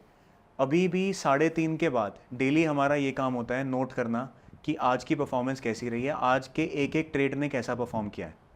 तो this is a habit that we have, और मैं हर ट्रेडर को ये सजेस्ट करूँगा, please make a trade log. अब ये ट्रेड लॉग होती क्या है, सिंपली जो भी आप ट्रेड एंटर कर रहे हो आप एक एक्सेल में नोट कर लो, मैंने किस तारीख को एंटर किया, किस टाइम एंटर किया, किस प्राइस पे किया, इंस्ट्रूमेंट क्या था, और जब भी उसको एग्जिट करो उसमें एग्जिट प्राइस डाल दो, या ये भी लिखें क्यों किया।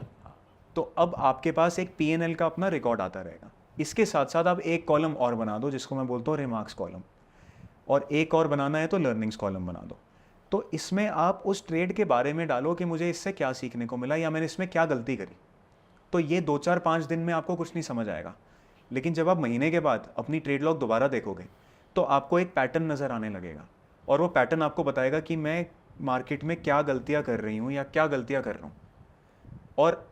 और आपको बहुत सारी चीज़ें समझ आने लगेंगी। जैसे हमने विन रेट की बात करी, तो मेरा विन रेट है कितना, कि आपके पास PNL आ रहा है एक्सेल में, तो आपको सिंपली देख के ही पता लग जाएगा कि मैं 10 में से 7 बार सही हूँ या 5 बार सही हूँ या 3 बार सही हूँ। तो ये जो सारी चीज़ें हैं, जब तक आप अपना एक रिकॉर्ड नहीं बनाओगे तब तक आपको अपने बारे में नहीं पता लगेगा। और ट्रेडिंग मेरे हिसाब से एक सेल्फ डिस्कवरी की जर्नी है। यहाँ पे आपको कोई आके पर्सनली सिखाने नहीं वाला कि ऐसे ट्रेड कर वैसे ट्रेड कर। हमने स्टार्टिंग में ही डिस्कस किया था कि आपको एक अपना स्टाइल ढूंढना पड़ेगा मार्केट में, वो विद एक्सपीरियंस आता है, विद एक्सपेरिमेंटेशन आता है। तो ये एक ट्रेड लॉग बड़ा अच्छा तरीका है जानने का कि मेरे लिए किस टाइप के ट्रेड काम कर रहे हैं। क्या मैं जब मॉर्निंग में ट्रेड लेता हूँ तो वो चलते हैं या दोपहर वाले चलते हैं। तो ऐसे पैटर्न्स आपको दिखने लग जाएंगे 1-2 महीने में, और यहीं से ही सारी इंप्रूवमेंट आपकी होने वाली है। तो दिस इज़ अ सजेशन जो मेरा सबके लिए रहेगा कि अगर आपको सीरियसली ट्रेड करना है और आप एक्चुअली चाहते हो कि मैं कुछ पैसा बना के उठूँ मार्केट से, तो ट्रेड लॉग ज़रूर बनाओ। उसमें डेली अपना हमें पता चलेगा क्या प्रॉब्लम्स आ रही हैं या कहाँ हम इम्प्रोवाइज कर सकते हैं, तो वो डिटेलिंग पूरी हम उस ट्रेड लॉग में। That's a very good suggestion. मैं कभी कभी अर्जुन से बात करता रहता हूँ और हम लोग कहीं कनेक्टेड भी हैं एक आध ग्रुप में। अर्जुन, कई सारी नई टर्म्स हम लोग यूज़ करते हैं उस ग्रुप में, जो मैंने अभी देखी, फिर मुझे भी सीखना पड़ा। मैं चाहूँगा हमारी ऑडियंस भी उससे कुछ सीखे। तो 2 टर्म्स हैं, एक इक्विटी कर्व और एक काल्मर। ये क्या है थोड़ा सा बताओ, और लोगों को सिखाओ कि इस पे हम किस तरीके से अपने को रैंक करें या क्या इसमें देखें जो हमें अपनी गलतियां समझ आएं। तो इक्विटी कर्व की अगर बात करें तो हम वापस ट्रेड लॉग पे चलते हैं। इक्विटी कर्व भी आपका ट्रेड लॉग से ही बनेगा। ओके। आप जो अपना डेली प्रॉफिट लॉस लिख रहे हो हर ट्रेड का, तो रो बाय रो आपके पास प्रॉफिट्स आते जा रहे हैं। सपोज आज मैंने 100 रुपये कमाए, अगले दिन मैंने 20 रुपये वापस कर दिए, फिर 50 रुपये कमाए। तो ये एक आपका डेली का प्रॉफिट लॉस की सीरीज़ बन रही है। अगर मैं टोटल करता रहूँ इसका, ठीक है, तो मेरे पास इक्विटी कर्व आ जाएगा। यानी कि मैंने अपने अकाउंट की शुरुआत कहाँ से करी थी और वो अकाउंट कैसा जा रहा है। मतलब वो चार्ट बन जाएगा एक, Correct. आप टाइम और उसमें मैंने जैसे 1000 रुपये से अगर शुरुआत करी और मैंने 100 रुपये कमा लिए, तो आपके अकाउंट में अब 1100 रुपये आ गए हैं। अगले दिन आपने 50 रुपये वापस कर दिए तो 1050 हो गया। तो ये जो अकाउंट की वैल्यू है, ये विद एवरी ट्रेड आपकी वैल्यू कैसे फ्लक्चुएट कर रही है, ये इक्विटी कर्व बताता है। तो इक्विटी कर्व जो है अब कैसे फ़ायदेमंद होता है या आपको कैसा रखना चाहिए। बहुत ज़्यादा अगर कोई इक्विटी कर्व ऊपर नीचे हो रहा है तो मतलब ट्रेडिंग जो आपकी है उसमें वॉलेटिलिटी बहुत ज़्यादा है, जो रिटर्न्स हैं उसमें फ्लक्चुएशन बहुत ज़्यादा है। किस महीने 5% आ गए, अगले 5 चले गए, फिर 10 आ गए, फिर 8 चले गए। तो इक्विटी कर्व आपका कभी स्मूथ नहीं हो पाएगा। On the other hand as a professional trader what I like to say is कि मेरा इक्विटी कर्व स्मूथ हो, उसमें कम से कम फ्लक्चुएशंस हो, एटलीस्ट नीचे की साइड पे। अपसाइड डेफिनेटली होनी चाहिए, बट लॉसेस ऐसा नहीं होना चाहिए कि मेरा कर्व ऐसे जा रहा था, सडनली ऐसे आ गया। 6 महीने मैंने कमाया और 7वें महीने सब वापस दे के मैं back to where I started आ गया। तो इक्विटी कर्व इसीलिए इंपॉर्टेंट होता है ट्रैक रखना कि आपकी परफॉर्मेंस कैसी जा रही है। दूसरा, काल्मर आपने कहा, काल्मर इज़ अ मेजर किसी भी स्ट्रैटेजी को जज करने का, कि एक it is one of the matrix कि उस स्ट्रैटेजी की परफॉर्मेंस कैसी है। यूजुअली ये बैक टेस्ट में यूज़ किया जाता है। तो बहुत सिंपली बोलूँ, मान लो हमने सुबह 9:20 का स्ट्रेडल बेचा, हाँ, 1 लाख रुपए लगाए, 2 लाख बन गए। अब इसमें काल्मर कैसे व्यक्त तो ये करेगा? कैल्मर आप इसको ऐसे नहीं देख सकते। कैल्मर बेसिकली इसकी आपकी CAGR कैसी चल रही है, या बहुत सिंपली बोलूँ कि आपको हर साल प्रॉफिट कितना कितना आया। मैंने 3 साल का प्रॉफिट ले लिया सपोज, और मैंने उसका एक एवरेज प्रॉफिट निकाल लिया। बहुत सिंपल टर्म्स में बता रहा हूँ मैं। तो आपके पास लेट्स से 20% प्रॉफिट आया जो आप हर साल कमा रहे हो, और किसी भी साल आप निकालते हो कि मेरा जो ड्रॉडाउन था वो ड्रॉडाउन क्या रहा। तो मैक्सिमम ड्रॉडाउन लेट्स से मेरा 5% का था, तो आप 20 को 5 से डिवाइड करते हो तो आपका 4 का कैल्मर आ जाता है। तो कैल्मर कुछ इस तरीके से निकलता है। तो 4 अच्छा है कैल्मर, 10 अच्छा है या तो 1 कैल्मर अच्छा है? मतलब ये हो गया कि कितना गुना आपकी जो आपका जो ड्रॉडाउन है उसके कितने टाइम्स आपकी रिटर्न है। ओके। इसको सिंपली ऐसे समझें कि अगर जितना कैल्मर मेरा बड़ा है, मतलब मेरे पास उतनी प्रॉफिटेबिलिटी है उस ड्रॉडाउन को फाइनेंस करने के लिए। सो ये नंबर जितना बड़ा होता जाएगा उतना आपके लिए अच्छा है, क्योंकि ड्रॉडाउन अगर आपका छोटा है और प्रॉफिट बहुत बड़ा है तो नेचुरली आप प्रॉफिट को इससे डिवाइड करोगे तो नंबर बड़ा आएगा। नंबर बड़ा है। तो this number helps you to जज कि एक स्ट्रैटेजी की परफॉर्मेंस है कैसी। जी जी। तो एक तरह से जो इक्विटी कर्व हुआ वो तो मैं उसको एक टर्म और दूंगी कि वो तो सेल्फ रियलाइजेशन कर्व ही हो गया कि आप कहाँ पे स्टैंड कर रहे हैं। करेक्ट। तो अर्जुन जी, जैसे आप आफ्टर मार्केट कितना टाइम देते हैं मार्केट को? I think the real game begins after the market, क्योंकि मार्केट में तो ध्यान स्क्रीन के ऊपर ही होता है। मार्केट में आपके पास इतना टाइम नहीं होता कि आप रिसर्च भी कर लो एंड 10 चीज़ें और भी देख लो, क्योंकि ध्यान जो है वो बार बार स्क्रीन की तरफ जाएगा। तो जब अर्जुन तुम चार्ट देखते ही नहीं तो रिसर्च क्या कर रहे हो फिर, ये भी बताओ। पोजीशंस, अकाउंट्स देखना, जैसा कि मैंने कहा था कि मेरे को ये चेक करना है कि एल्गो जो है वो एक स्मूथ वे में ऑपरेट कर रही है या नहीं। जी जी। मुझे पता है वो 99.9% करेगी, बट उस 0.1% के लिए तैयार रहना है कि किसी दिन कुछ भी एरर आया तो मैं सामने होना चाहिए फिक्स करने के लिए, या कोई टीम मेंबर होना चाहिए, या एटलीस्ट वो नोटिस में आ जाए। इवन तो उसके भी मैकेनिज्म्स बने हुए हैं कि उसको फिक्स कैसे करना है या क्या है, वो अपने आप भी हो जाता है। But still you have to see कि मार्केट में कुछ एबनॉर्मल तो नहीं हो रहा। कभी कभी ऐसा भी होता है कि आप स्क्रीन के आगे बैठे हो एंड सडनली कोई अपॉर्चुनिटी आ जाती है जिसको आप एक्सप्लॉयट कर सकते हो थ्रू योर डिस्क्रिशनरी ट्रेडिंग, या मैनुअली ट्रेड डाल सकते हो, क्योंकि हर चीज़ एल्गो भी नहीं देख सकती है। इतने साल स्क्रीन के आगे बैठे हुए हैं तो कुछ तो यहाँ घुस ही चुका है, सबकॉन्शियस में बहुत सारी चीज़ें फीड हो चुकी हैं जो कि शायद एक एल्गो ना देख सके, बट मैं स्क्रीन पे पैटर्न्स देख के या कुछ मूवमेंट देख के ऑब्जर्व कर सकता हूँ, तो उसके बेसिस पे ट्रेड ले सकता हूँ। तो वैसी अपॉर्चुनिटीज़ भी एक्सप्लॉइट कर लेते हैं when in front of the market. But हाँ, जो रिसर्च वगैरह वाला काम है वो मुझे लगता है थोड़ा शांति में करने वाला काम होता है। तो post market I usually have my lunch at 4। उससे All पहले traders do the same. We have our lunch late. Late. उसके बाद हम लोग बैठते हैं बैक टेस्ट देखना, अपनी ट्रेड लॉग्स देखना, एंड मेरे लिए कोई वीकेंड ऑफ नहीं होता because I love doing this. This is something I really enjoy. तो मेरे लिए मुझे ऑफ लेना पसंद ही नहीं है। Of is not a term in my dictionary. Saturday Sunday मुश्किल हो जाता है निकालना, लगता है मंडे कब आएगा। मुझे ऐसा नहीं लगता मंडे कब आएगा, बट हमेशा कुछ ना कुछ दिमाग में होता है कि यार अब इसको टेस्ट करते हैं, अब इसको भी देखते हैं, अब इसको भी देखते हैं। तो हमेशा मेरे लिए काम लाइंड अप होता है और ये काम बर्डन की तरह नहीं लगता। तो I look forward to doing all of this.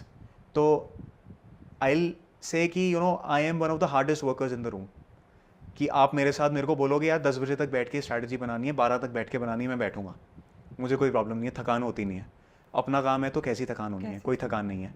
So research work and all of this happens post market hours.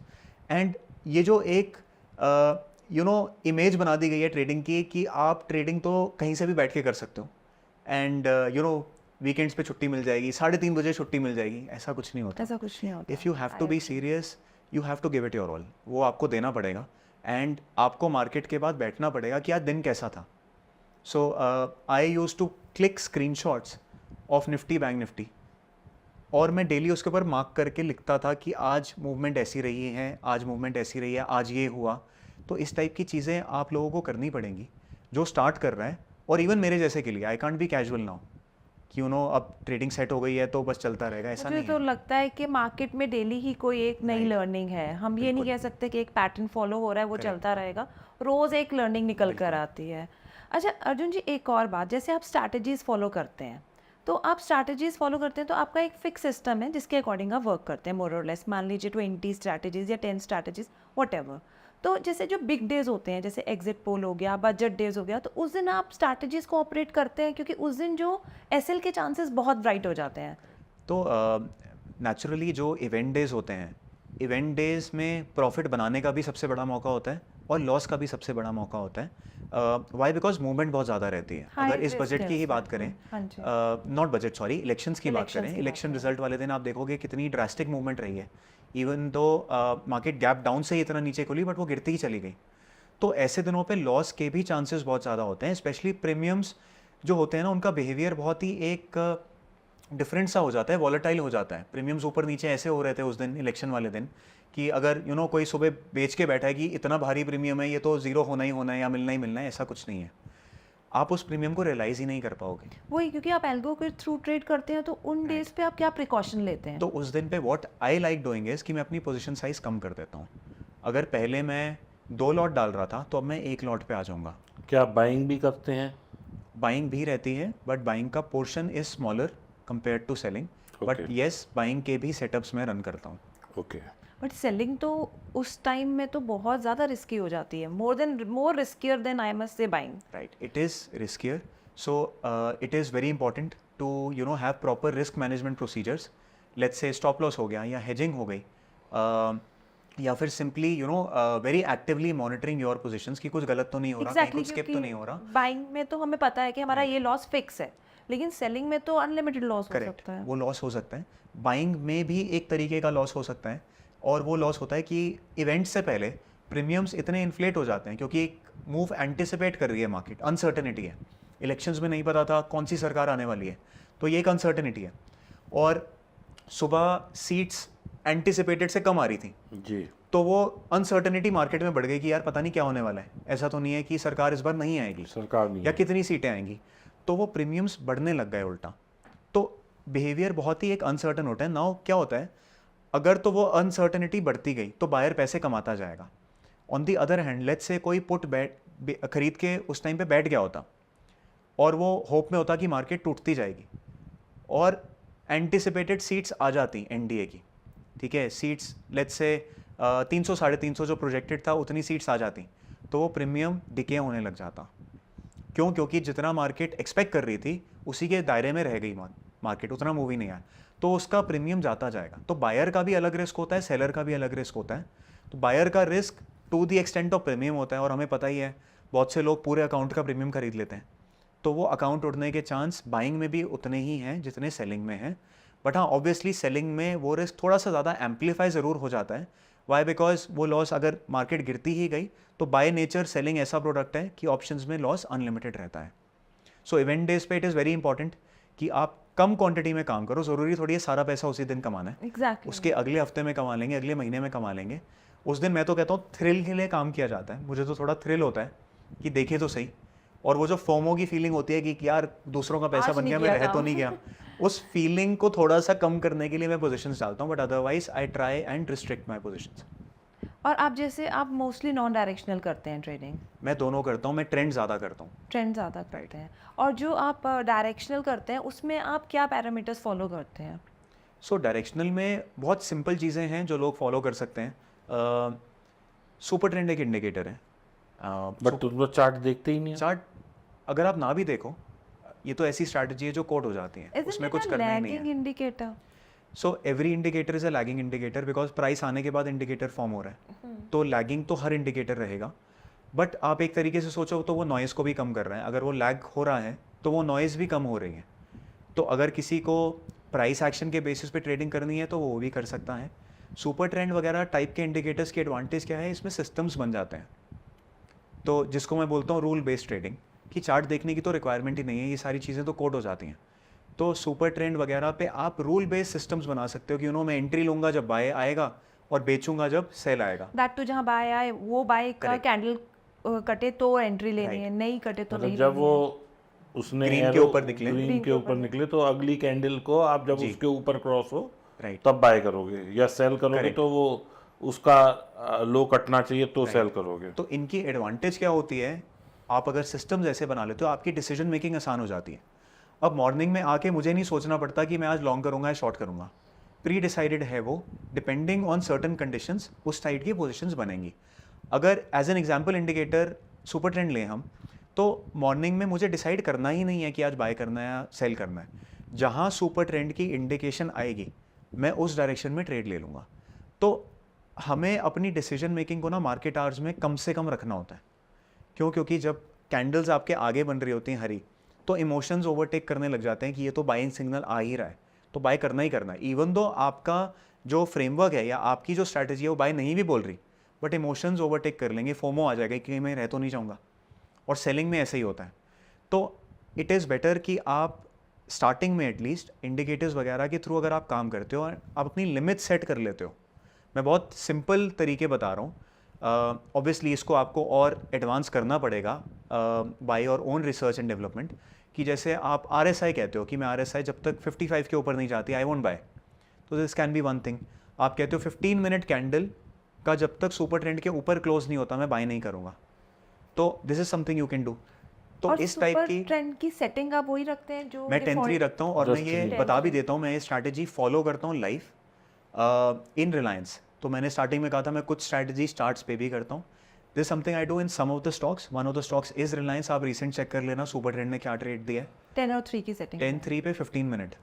This is something I trade. आप बोलोगे मैं ट्रेड लॉग निकाल के दिखा दूंगा, मेरे पास सारे ट्रेड्स हैं। सुपर ट्रेंड एंड RSI आपने दोनों को कंबाइन मैं सिर्फ सुपर ट्रेंड 15 मिनट पे रिलायंस ट्रेड कर लेता हूँ, एक दो और स्टॉक्स ट्रेड कर लेता हूँ। तो इसमें जैसे कि मान लो अभी ऊपर जा रहा है, वो नीचे आया, चेंज हो गया, तो इस कैंडल का जब लो कटेगा तो आप सेल कर दोगे? मैं बस मेरी एक आप कह लो डिसिप्लिन मेरा ऐसा है कि जब तक वो सेल सिग्नल नहीं देगा मैं नहीं काटता। तो सेल सिग्नल कहाँ पे आएगा? जब तक जो रेड लाइन होती है सुपर ट्रेंड की उसके नीचे कैंडल क्लोज नहीं Close होगी, नहीं क्लोज। अब कोई बोलेगा यार 15 मिनट में तो मर जाएंगे अगर ऐसा होगा तो ऐसा नहीं है। I wait till 15 minutes for a close. मेरा पोजीशन साइजिंग ऐसा है कि और टूट भी जाएगा कोई दिक्कत नहीं है मुझे, क्योंकि वो स्पाइक बना के कई बार ऊपर आ ऊपर जाता है। तो this is something I do, but ये नहीं है कि मैं पूरा अकाउंट रिलायंस में डाल दूंगा। ऑब्वियसली मेरा रिस्क मैनेजमेंट का ये तरीका है, एक स्ट्रैटेजी में इतना पैसा नहीं लगाना। तो रिलायंस में अगर आप ऑब्जर्व ही करोगे पिछले 6 महीने के, साल के, आंखों के आगे से ट्रेड्स निकाल लो, you will see it has done fantastic. और शॉर्ट लॉन्ग दोनों ही चलता है। मेरा थोड़ा सा व्यू ये है कि मुझे अंबानी के साथ रहना है, तो मैं सिर्फ लॉन्ग ओनली ट्रेड्स लेता हूँ। I don't go short on Reliance, Short है बट तो शॉर्ट आप में भी पैसा है। पैसा है। और रिलायंस के अलावा किसी और चीज़ में जहाँ पे सुपर ट्रेंड बहुत अच्छा वर्क करता हो? देर आर सम स्टॉक्स, आप स्टॉक्स निकालोगे, बजाज फाइनेंस टाइप के स्टॉक्स हैं। बजाज फाइनेंस में लेकिन मूवमेंट बहुत एग्रेसिव नहीं है। एग्रेसिव रहती है, इसीलिए उसको कंटेन करने का तरीका है आप उसको एक सिस्टम के थ्रू ट्रेड करो, मैनुअली नहीं कर सकते। क्योंकि उसमें तो मूवमेंट ही बहुत manually it is like a beast. Manually it is like कि मैं फिर निफ्टी को ट्रेड कर रहा हूँ मैनुअली देख देख के, वो आपको टिकने ही नहीं देगा, वो आपको बाहर कर देगा। तो इसीलिए इट इज़ वेरी इंपॉर्टेंट कि आप अपने लिए एक सेट ऑफ रूल्स बना लो जिसके अंदर जब तक वो रूल्स मीट नहीं होते आप ट्रेड नहीं लोगे, एंड जब तक वो रूल्स एग्जिट के लिए भी मीट नहीं होते आप एग्जिट नहीं लोगे। सो बजाज फाइनेंस, रिलायंस हो गया, there are some other stocks also. So volatile stocks पे बहुत अच्छा चलता है, SBI टाइप के स्टॉक्स पे अच्छा चलता है, एक्सिस बैंक पे भी इट शुड परफॉर्म।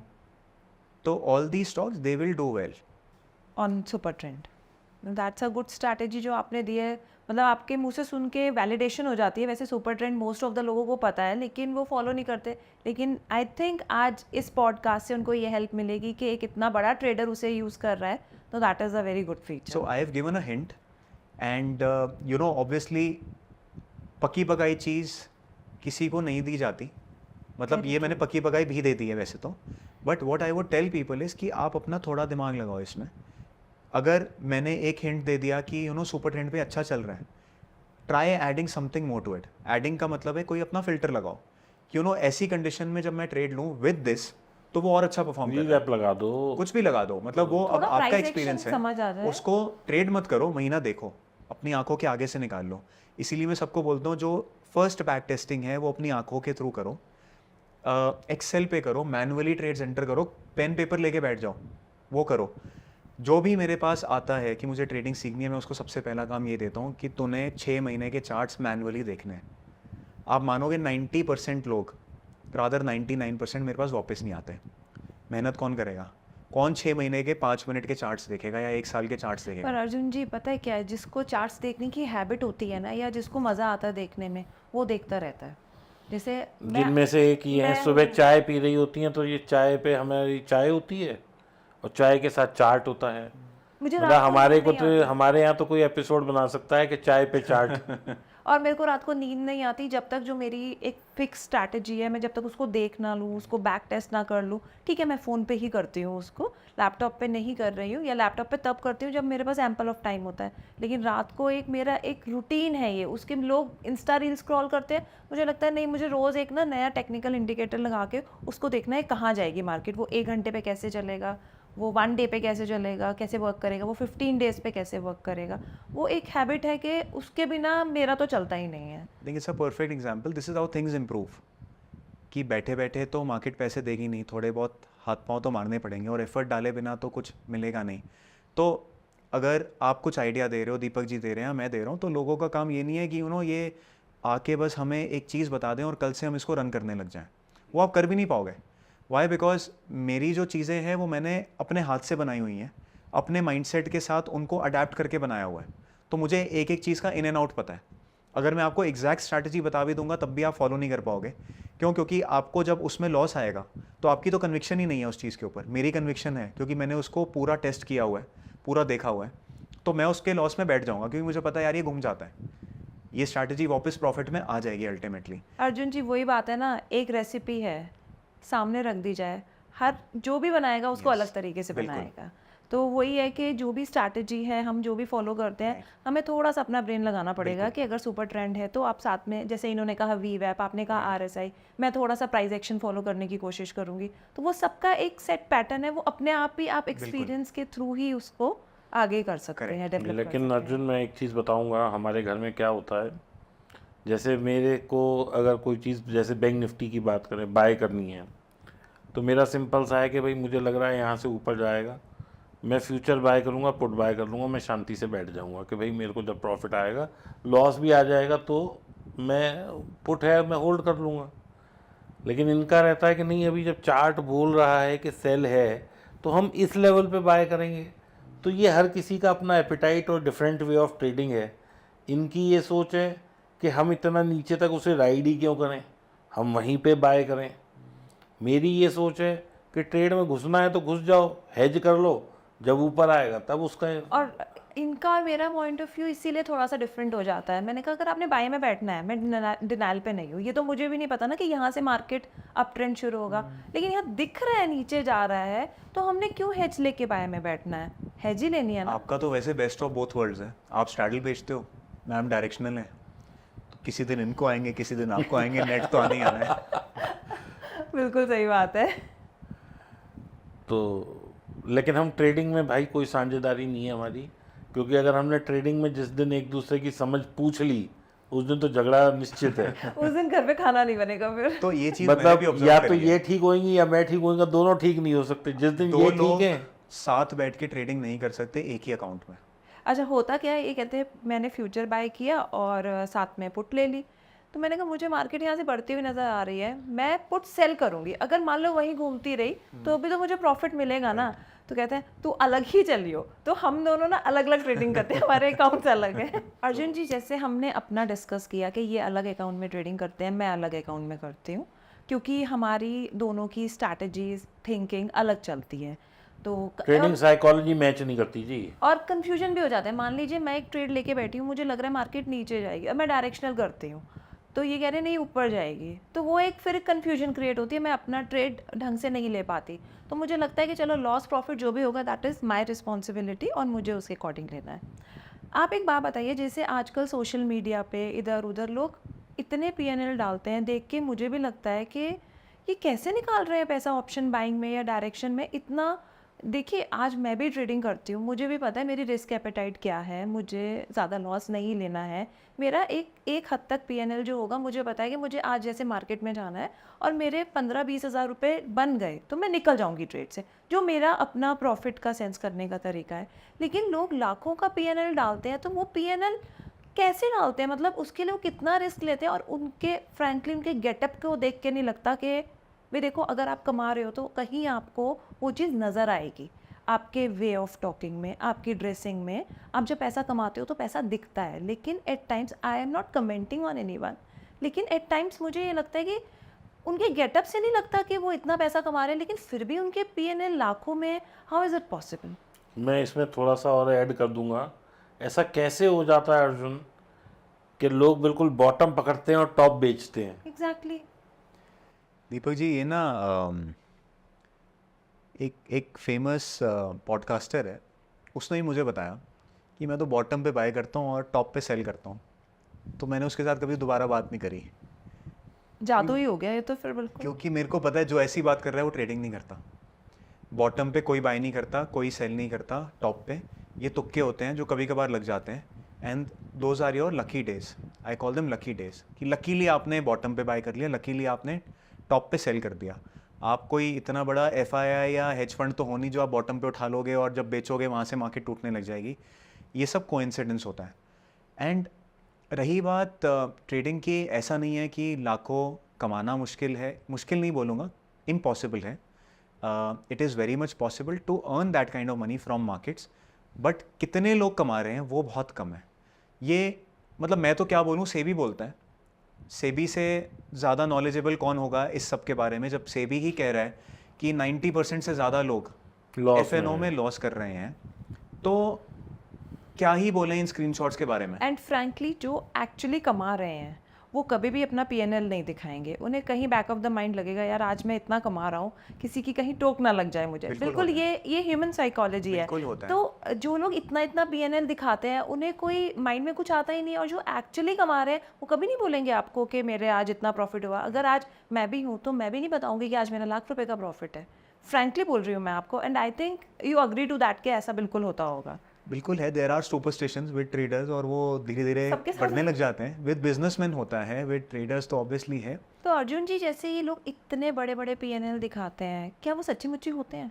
तो जहाँ तक रही बात सोशल मीडिया की, आई कैन गारंटी यू कि 99% लोग मार्केट में लॉस में है जो ट्रेडिंग कर रहे हैं एफएनओ में. ये मैं क्या, ये सेबी ही बोल रहा है. सेबी की रिपोर्ट कहती है कि 90% से ज़्यादा लोग एफएनओ में लॉस कर रहे हैं. एंड अब इसमें खर्चा, ब्रोकरेज, ये वो ऐड कर दो तो ये नंबर 95+ ही हो जाएगा. So it's not so easy जितना दिखाया जाता है सोशल मीडिया पे. एंड आप मानोगे नहीं, देयर आर ऐप्स जो आजकल आ गई हैं जिनकी पेड सब्सक्रिप्शन है, और ये पेड सब्सक्रिप्शन लेके आप फेक स्क्रीनशॉट्स बना सकते हो. पहले क्या होता था, स्क्रीनशॉट तो बन ही जाते हैं आज की डेट में. कुछ नहीं है, गूगल क्रोम पे जाना है, इंस्पेक्ट एलिमेंट ये वो करके उसमें स्क्रीनशॉट आपका बन जाता है. लोग बोलने लग गए कि यार वीडियो दिखा. वीडियो बनाने के लिए ऐप्स आती हैं, फेक ऐप्स आती हैं. बड़े बड़े ब्रोकर्स की ऐप्स हैं जिनको आप यूज़ करो, सब्सक्रिप्शन लो, आप अपने स्क्रीनशॉट्स दो, वीडियोस डालो, लोगों को ल्योर करो, टेलीग्राम पे अपनी सर्विसेज बेचो. ये सब चल रहा है. This is the reality of what is happening in the market today. सो मेरी रिक्वेस्ट रहेगी लोगों को कि जस्ट बिकॉज कोई आपको स्क्रीनशॉट्स डेली भेज रहा है, यू नो, और दिखा रहा है कि मेरा इतना प्रॉफिट बन गया, don't believe that person just on दो स्क्रीनशॉट्स कि यू नो इसको बन रहा है तो मैं इसको पैसे दे दूँ मैनेज करने के लिए, या मैं भी ये कर लूँ, मैं भी एफएनओ में ट्रेडिंग कर लूँ. ऐसा कुछ नहीं है. हर इंसान सिर्फ अपने प्रॉफिट ही बताता है. कोई नहीं आपको आगे बताएगा यार मेरे ना इतने पैसे लग गए. आप शेयर्स का भी देख लो, हर कोई जब अपने पोर्टफोलियो की बात करता है ना तो वो शुरुआत ऐसी ही करता है, यार मैंने ना ये इतने रुपए पे लिया था, 10 पे लिया था, आज 20 हो गया. कोई नहीं बोलता मैंने 10 पे लिया था, 5 रुपये रह गया. तो हर कोई यही कर रहा है, और ट्रेडिंग एफएनओ में ये बहुत ज़्यादा होने लग गया है. टू द एक्सटेंट कि यू नो कॉल सेंटर्स वगैरह भी बने हुए हैं इंदौर जैसी जगहों पे, जहाँ पे लोगों को कॉल करके ये पूरा एक स्कैम किया जाता है. मेरे पास इतनी कॉल्स आती हैं इंदौर से, गुजरात से, Right. कि आप हमारी सर्विसेज ले लीजिए, 2 दिन ट्राई करिए और फिर ले बिल्कुल. लीजिए. तो वो मुझे लगता है वो आधों को बाय बता देते होंगे, आधों को सेल बता देते होंगे. बिल्कुल तो वही कोई चीज़ है. तो आ ही जाता होगा उसमें. चलो अर्जुन, एक बहुत क्विक लास्ट क्वेश्चन, आपका भी बहुत टाइम ले लिया हमने. ये जो अभी ये आया है कि ऑप्शन पे 30% टैक्स लगने वाला है, या ऐसी र्यूमर है, या ऐसा नोटिफिकेशन शायद आ जाए, मुझे नहीं पता, लेकिन इससे क्या इम्प्लीमेंटेशन होगा और इससे क्या नुकसान है, क्या फ़ायदा है? क्योंकि आप एक सीए भी हो तो आप हमें बेहतर गाइड कर सकते हो कि इसकी क्या मतलब इम्प्लीमेंटेशंस क्या होंगी, और इससे एक ट्रेडर को क्या नुकसान होगा, या गवर्नमेंट को क्या नुकसान है, या क्या फ़ायदा है. थोड़ा सा ये बस आप और हमें इस पे रोशनी डालो. तो दीपक जी, मेरा व्यू है कि taxation is not the only deterrent. ये नहीं होता कि टैक्सेस बढ़ाते गए तो लोग यू नो बाहर होते जाएंगे. जिसको जुआ करना है वो तब भी जुआ कर लेगा. जिसकी छोटी कैपिटल है वो मतलब सोचता नहीं है. मतलब अभी मैं कसिनो गया था गोवा में, तो मुझे लग रहा था 28% जीएसटी के बाद, टीडीएस वगैरह के बाद लोग नहीं आ रहे होंगे. लोग आ रहे हैं, वो चल रहा है. तो ऐसा नहीं है कि एफएनओ बंद हो जाएगा, बट ये इकोसिस्टम को ज़रूर डैमेज करेगा इतना टैक्स बढ़ाना, क्योंकि बहुत से लोग हैं जिनका लाइवलीहुड इसके ऊपर डिपेंड करता है. आपके सामने मैं बैठा हूँ, तो मेरे लिए भी एक इसका इम्पैक्ट आएगा अगर एक फ्लैट ऐसा टैक्सेशन आता है. एंड ओवरऑल मार्केट पे भी आने वाला है. ये बहुत बड़ी मार्केट है, बहुत बड़ी एफएनओ मार्केट है. मुझे लगता है मार्केट भी टूट सकती है अगर ऐसी कोई लेजिस्लेशन आती है जो टैक्सेशन बढ़ा दे. What I personally feel is कि अगर लोगों को रोकना ही है एफएनओ करने से, तो why not create barriers to entry. Barriers to entry का मतलब यू नो, वैसे तो कहा जाता है आपकी नेटवर्थ इतनी होनी चाहिए एफएनओ में आने के लिए, लेकिन अकाउंट सबका खुल जाता है. तो नेटवर्थ आप एक मिनिमम लगा दो, जो भी है 10, 20, 50 लाख रुपए, जो भी आपको लगाना है. अदर देन दैट आप एक एग्जामिनेशन रख सकते हो, बहुत सिंपल, कि FNO वही करेगा जिसको बेसिक अंडरस्टैंडिंग है। तो एक उससे भी चेक लग जाता है कि बंदा जो कर रहा है उसको एक बेसिक समझ आ गई है कि कॉल पुट होती क्या है, सिर्फ सट्टा नहीं है ये। बच्चे जैसे हैं बहुत कम एज के बाएंगे, उनको ये ल्यूक्रेटिव लगता है लिया और इतनी मल्टीफोल्ड हमारी कैपिटल इंक्रीज होगी, but ultimately they and up in loss. Right. And तो इसमें देखो टैक्स तो अभी भी 30 ही लग रहा है, तब भी 30 ही लगेगा, सिर्फ खर्चे सेट ऑफ नहीं होंगे उसके वो against। बहुत बड़ी चीज़ हो जाएगी। तो यानी कि अभी लोग 100 रुपये कमा रहे थे और उसमें 60 रुपये के खर्चे दिखा रहे थे। सर खर्चे एक्चुअली होते भी हैं ना, जो एक बड़ा आप प्रॉप डेस्क की बात करो या अगर आप किसी ट्रेडिंग फर्म की बात करो तो खर्चे तो उसके हैं ही, स्टाफ के खर्चे हैं, बाकी चीज़ों के खर्चे हैं, ऑफिस के खर्चे हैं। देखो हम प्रॉप डेस्क और इसकी बात नहीं कर रहे, हम इंडिविजुअल की बात कर रहे हैं। एक छोटा ट्रेडर जो 2-5 करोड़ से पूंजी से कर रहा है, उसकी लाइफ में क्या इम्पैक्ट आने वाला है? सर उसके लिए भी खर्चे डालना तो इम्पोर्टेंट ही है। ट्रेडिंग तो एक ऐसा प्रोफेशन है जिसमें आपको जो इनकम आ रही है वो क्या पता अगले साल रेप्लिकेट ना हो पाए, या कोई ये सैलरी तो है नहीं जो महीने के एंड पे आपको दोबारा मिल जाएगी। तो इट इज़ इम्पॉर्टेंट कि आप जो भी अपना खर्चा उससे रिलेटेड कर रहे हो एटलीस्ट उसका क्लेम तो मिले आपको। किसी भी बिजनेस में मिलता है ये, तो वाई कि ट्रेडिंग में ना मिले? Trading is also business. लेकिन बाहर के देशों में क्या सीन है? Sir it is like a business only and I think similar ways में ही ट्रीट होता है। मतलब it is treated as a business and खर्चे सेट ऑफ होते हैं। ओके।